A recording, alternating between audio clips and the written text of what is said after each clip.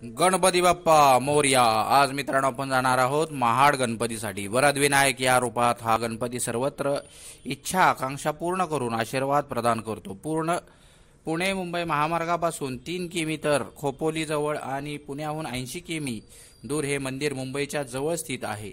पालीपासून 2 तासाच्या अंतरावर खोपोली जवळ इमोजिक मार्गे महामार्गावरून उत्तरेकडे सरळ आणि खोपोलीच्या आधी हे मंदिर वसलेले आहे। 1980 मध्ये श्री धोंडू पौंडकर यांनी मूर्ती तळ्यात सापडली। ही देवळाच्या गाभाऱ्याच्या बरोबर आहे। मूर्तीची अवस्था एकदम वाईट होती, म्हणून देवळाच्या ट्रस्टनी तिचे विसर्जन केले आणि त्या जागी नवीन मूर्तीची स्थापना केली।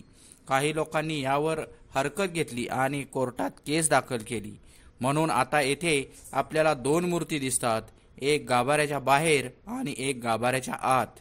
एक मूर्ती आहे जी शेंदुराने माखलेली असून तिची सोंड डावीकडे आहे आणि दुसरी आहे ती शुभ्र संगमरवरी असून तिची सोंड उजवीकडे आहे। गाभाऱ्यात प्रवेश केल्यावर सर्वप्रथम रिद्धी आणि सिद्धी यांच्या मूर्ती दिसतात आणि मग गणपतीच्या 2 मूर्त्या। त्या मूर्त्या पूर्वमुख आहेत। या देवळात एक नंदीदीप आहे, अखंड तेवत आहे। असे म्हणतात की या नंदीदीप 1992 पासून अखंड जळतो आहे। मंदिराच्या चारी बाजूला 4 हत्तींचे पुतळे आहेत।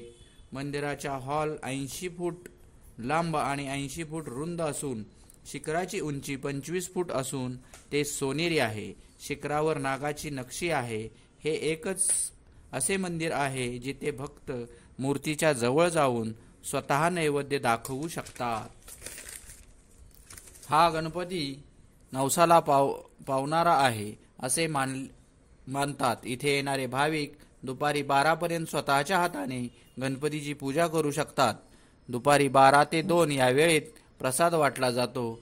गणेश चतुर्थी ते गणेश जयंती या दिवसात उत्सव साजरा केला जातो। तर गणपती बाप्पा मोरया। आपण ही महाडच्या गणपतीचं नक्की दर्शन घ्या। गणपती बाप्पा